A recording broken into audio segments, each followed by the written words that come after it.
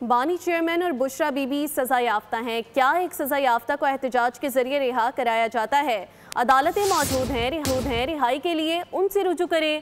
Governor Khyber Pakhtunkhwa Faisal کریم کنڈی کی بات چیت، کہا ڈی چوک تک ریلی بشرا بی بی نے نکالی تھی، وہ کیسے غیر سیاسی ہو سکتی ہیں؟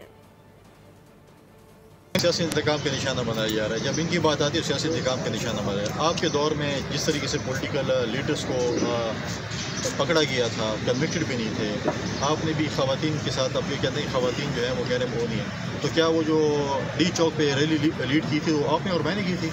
وہ بھی بشرا بی بی تھی کہ اس برقعے میں کوئی اور تھا؟ بابا کہتے ہیں کہ جی وہ تو سیاست میں نہیں ہے۔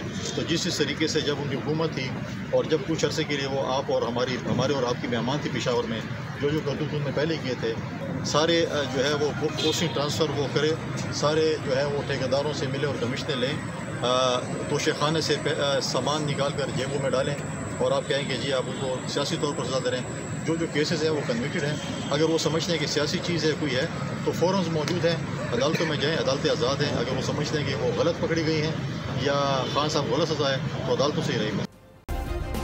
سبسکرائب کریں اور بیل دبائیں تاکہ کوئی خبر رہ نہ جائے۔